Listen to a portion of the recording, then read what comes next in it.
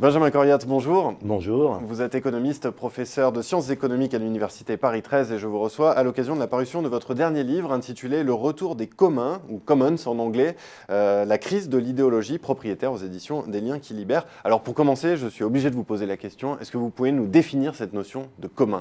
Oui, je peux tout à fait définir cette notion de commun. Bon, alors c'est une vieille notion, hein, ça vient des campagnes anglaises.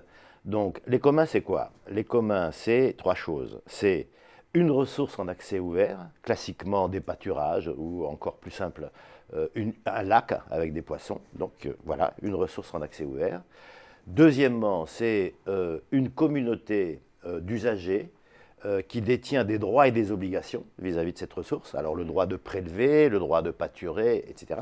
Et puis troisièmement, c'est une structure de gouvernance autour de cette ressource qui permet à la fois sa préservation à long terme, hein, il y a une dimension écologique hein, à l'origine dans les communs, et la reproduction des communautés qui vivent du commun. Donc vous voyez, voilà, c'est ces trois choses-là. Mais aujourd'hui, c'est quoi un commun ? Alors aujourd'hui, un commun, c'est toujours ces trois choses-là. Donc ça peut concerner à la fois des communs fonciers, hein, des jardins partagés, etc. Bien, mais ça concerne de plus en plus, et c'est pour ça que c'est très important, des biens informationnels. Hein. Et donc le commun typique, si vous voulez, d'aujourd'hui, c'est Wikipédia. Hein. Donc voilà, c'est une ressource en accès ouvert, hein, qui est une encyclopédie, une communauté d'usagers et une structure de gouvernance qui gouverne l'enrichissement du commun. Voilà. Mais alors, je reprends le titre de votre livre, vous parlez de retour. Alors, comment expliquer ce retour au commun ?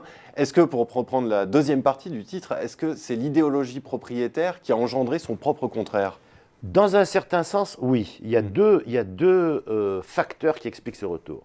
Le premier, c'est que l'idéologie propriétaire, c'est-à-dire, hein, ce que j'entends par idéologie propriétaire, c'est l'affirmation de la nécessité de la propriété comme exclusive, privative, entière, attachée à un seul individu. C'est ça l'idéologie propriétaire. Bien.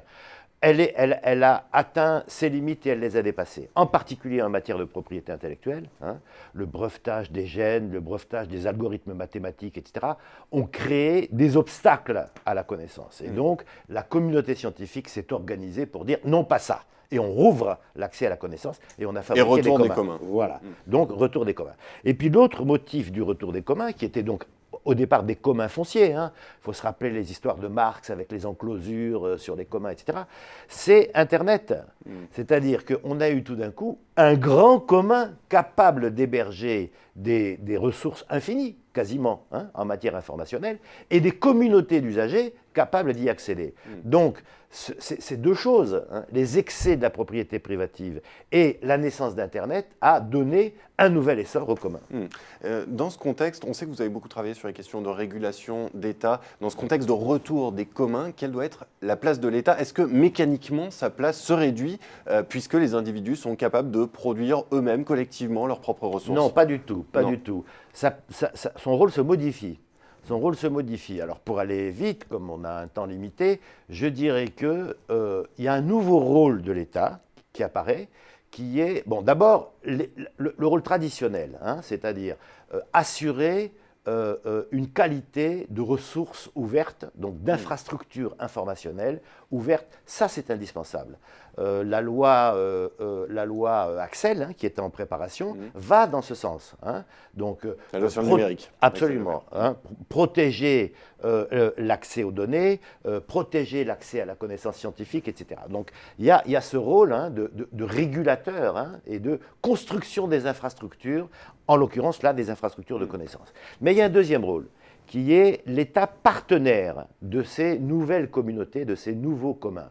Et donc là, l'État peut puissamment aider, hein, à la consolidation de ces... ça passe par des politiques d'investissement, par exemple ? Ça passe par des politiques d'investissement, ça passe par des politiques de cession de patrimoine collectif mis à la disposition de ces collectifs. Ça passe par aussi des aides au financement. On peut très bien imaginer des collectifs de ce type qui vont jouer un rôle dans l'innovation, dans la création scientifique, et pourquoi pas l'État partenaire à travers certains de ces institutions de recherche publique. Bon voilà, donc si vous voulez, en plus du rôle régulateur et de construction des infrastructures, il y a un rôle de l'État partenaire. J'ai envie de vous demander si les GAFA, Google, Amazon, Facebook, Apple, est-ce que quelque part ce ne sont pas aussi des communs? Je vais vous dire tout à fait, je vais être tout à fait clair et je vais vous dire non. Non. Pourquoi? Parce qu'il y a commun lorsqu'il y a accès partagé avec une structure de gouvernance qui garantit l'ouverture. Là, on est dans les systèmes fermés. Voilà, ouais, là, le médiateur établit toutes les règles, sélectionne qui a le droit de rentrer, pas entrer, etc. Donc, on n'est pas dans un commun. Et donc, indépendamment du fait que beaucoup de ces GAFA vivent de l'extorsion, si je peux dire, de données privées qui revendent. Ce n'est pas du tout l'esprit des communs. Oui, mais si je vous pose la question, c'est parce que quand on pense à Google, on se dit que c'est une ressource finalement que tout le monde doit pas y avoir accès. Enfin, tout le monde a besoin de Google aujourd'hui pour faire quoi que ce soit. Est-ce qu'on pourrait imaginer, en tirant un petit peu le raisonnement, que l'État pourrait faire comme à la fin du 19e siècle, au début du 20e, nationaliser les chemins de fer, faire la même chose avec ce genre de plateforme? Bon, nationaliser l'algorithme qui permet à Google de faire de l'or, évidemment, ça paraît un peu compliqué. Mais j'ai indiqué tout à l'heure, et ça va tout à fait dans l'esprit de ce que vous dites, que l'État a un rôle pour construire des infrastructures partagées en matière d'information, voire de traitement de l'information. Et donc, sous quelle forme? C'est les formes à trouver, mais la réponse est oui. De la même manière que l'État a aidé aux structures que constituent, aux infrastructures, pardon, que constituent les chemins de fer, etc., il doit s'investir et aider à la construction des infrastructures informationnelles et les mettre à la disposition des citoyens et du public, et des entreprises. Eh bien, merci beaucoup, Benjamin Coriat. Je rappelle votre livre « Le retour des communs, la crise de l'idéologie propriétaire » aux éditions des Liens qui libèrent. Merci beaucoup. Merci.